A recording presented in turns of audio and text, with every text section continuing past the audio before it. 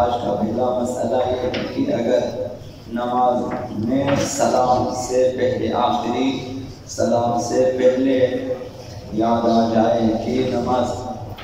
کا آخری رکعت یا ایک سے زیادہ رکعت نہیں پڑھی ہے، مثلا تیسری رکعت پہ اس نے سلام پڑھا ہے، مثلا دوسری رکعت پہ اس نے سلام کہنا شروع کر، تو سلام سے پہلے ابھی تک سلام نہیں کہا، اسے یاد آ جائے کہ ایک رکعت نہیں پڑھی ہے یا دو رکعتیں نہیں پڑھی ہیں، تو لازم ہے کہ انہیں بجا لائیں۔ جو آپ نے تشہد پڑھا ہے تو آپ اسے کینسل کر دیں، اگر شروع کا جو ایک سلام مستحب ہے وہ بھی اگر پڑھا ہے تو اسے بھی آپ چھوڑ دیں، تو وہ ایک رکعت جو ابھی نہیں پڑھی یا دو رکعتیں نہیں پڑھی اسے بجا لانا چاہیے۔ تو سلام سے پہلے یاد آ جائے کہ ایک دو رکعتیں نہیں پڑھی تو انہیں بجا لانا چاہیے اور واجب۔ ابھی سلام کے بعد یاد آ گیا، سلام آپ کہہ چکے السلام علیکم ورحمۃ اللہ وبرکاتہ، نماز کا آخری سلام کہہ چکے، اب یاد آ گیا کہ آخری ایک رکعت نہیں پڑھی، آخری دو رکعتیں مثلا نہیں پڑھی ہے، یاد آ جائیں تو ابھی دو صورتیں ہیں، یا کوئی مبتدئ نماز کام انجام دیا ہے یا نہیں دیا ہے۔ اگر کوئی مبتدئ کام انجام دیا ہو، مثلا پشت قبلہ کیا ہے، قبلے سے انحراف کیا ہے، منہ پھیر لیا ہے، یا وضو اس کا باطل ہو چکا ہے، یا نماز کی صورت ختم ہو چکی ہے، وہ جو نماز کی شکل کیفیت ہے وہ ختم کی ہے، ادھر ادھر باتیں کی ہے مثلا، تو اس صورت میں اس کی وہ نماز باطل ہو گئی، ایک دو رکعتیں کم ہیں تو نماز باطل ہے، دوبارہ پڑھے۔ اب اگر کوئی مبتدئ کام انجام مبتدئ نماز کوئی کام انجام نہیں دیا، جیسے ہی سلام پڑھا اس کے بعد یاد آ گیا، کچھ بھی نہیں کیا،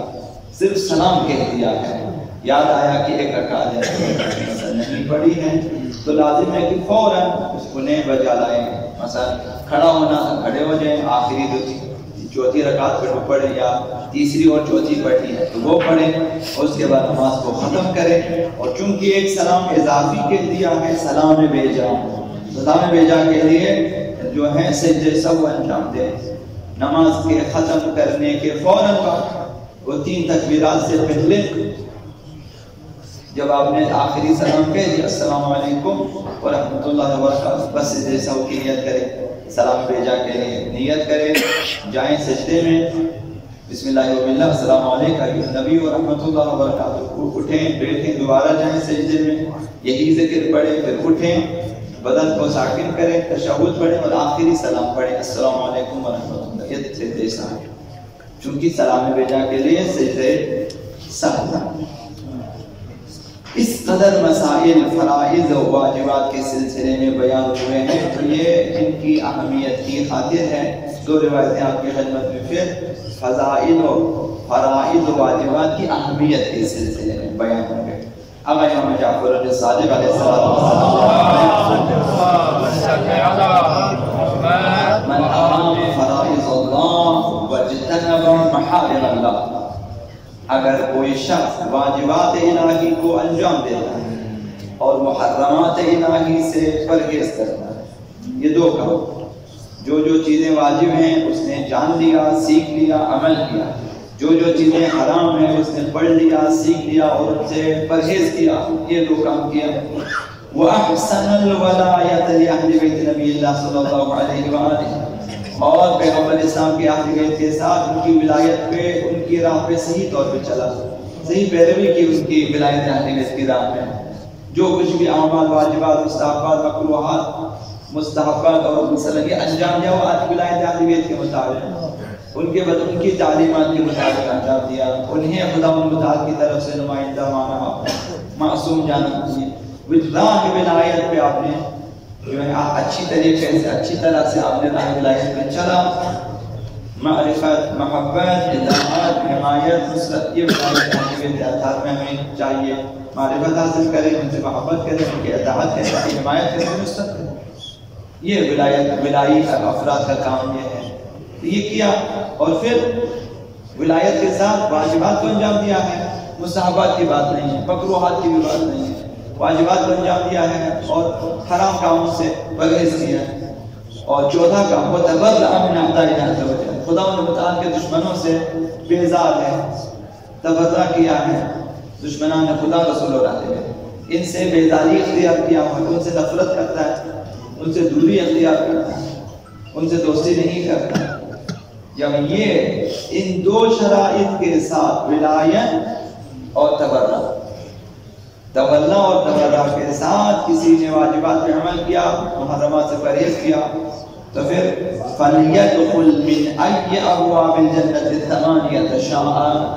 اسے قیامت کے دن کہا جائے گا یہ جنت کے 8 دروازے جس دروازے سے چاہے جنت میں داخل ہوگا، بغیر مستحبات، بغیر مکروہات، بغیر مباحات، ان سے ہٹ کر صرف واجبات پہ عمل کیا، محرمات سے پرہیز کیا، راہ ولایت ہے۔ تو قیامت کے دن کہا جائے گا کہ جنت کے 8 دروازوں میں سے جس دروازے سے چاہے جنت میں داخل ہو۔ دوسری روایت آقا امیر المومنین علی بن ابی طالب علیہ السلام اسی سلسلے میں فرمایا فرائض یعنی واجبات محرمات، فرائض اس کی اہمیت کے ساتھ فرمایا سارعوا الی الطاعات، اطاعت خدا میں جلدی کرو، دیر نہ کرو، مسارعت کرو، جلدی کرو، دیر نہ کرے،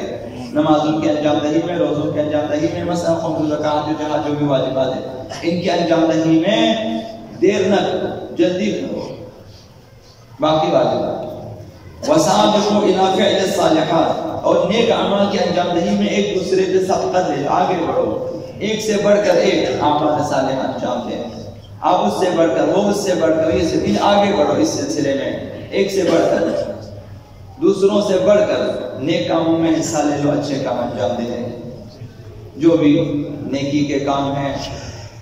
صدقہ دینے سے لے کر، قرضے دینے سے لے کر، صلہ رحم وغیرہ وغیرہ، ایک دوسرے آگے بڑھو۔ فَإِن قَصَّرْتُمْ فَإِيَّاكُمْ أَن تُقَصِّرُوا عَنْ أَدَاءِ الْفَرَائِضِ،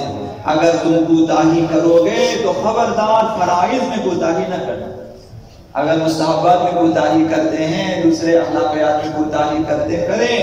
لیکن تمہاری کوتاہی فرائض میں نہیں ہونی چاہیے، یعنی انجام واجبات میں کوتاہی قابل قبول نہیں ہے، ترک محرمات میں کوتاہی قابل قبول نہیں ہے۔ تو فرمائے کہ اگر کوتاہی کرو تو کرو، لیکن واجبات اور محرمات میں کوتاہی نہ کرو۔ تو فرائض اور نیک اعمال میں کوتاہی نہ کرنا، اگر کوتاہی ہو بھی جاتی ہے تو مستحبات تک محدود ہونی چاہیے، مکروہات تک کوتاہی محدود ہونی چاہیے۔ چلو بھائی مستحبات انجام نہ دو، چلو بھائی مکروہات سے پرہیز نہ بھی کرو تو ٹھیک ہے، لیکن واجبات اور محرمات میں بالکل کوتاہی نہیں ہونی چاہیے۔ انجام واجبات اور ترک محرمات اس میں کبھی بھی کوتاہی نہیں ہونی چاہیے۔ ترک واجبات سے نجات ممکن نہیں ہے، اگرچہ مستحبات میں ڈوبے رہیں، غارت رہیں، مستحب صبح سے شام تسبیح اٹھائیں، ذکر پڑھتے جائیں، ہاں صبح سے شام زیارت عاشورہ یہاں سے آپ شروع کریں وہاں تک، اس کے بعد جوشن کبیر، اس کے بعد جوشن صغیر، اس کے بعد دعا یستشفی، اس کے بعد دعا افتتاح پڑھتے جائیں۔ لیکن اگر واجبات میں کوتاہی کرتے ہیں، محرمات میں اگر کوتاہی کرتے ہیں تو پھر نجات ممکن نہیں ہے۔ آقا رسول خدا صلی اللہ علیہ وسلم اسی لیے فرمایا اذا رأیت الناس یشتغلون بالفضائل، اس دن آپ کی خدمت میں یہ عرض کیا کہ اگر دیکھو کہ لوگ جو ہے فضائل میں لگے ہوئے ہیں، اضافی اعمال میں لگے ہوئے ہیں، مستحبات میں لگے ہوئے ہیں،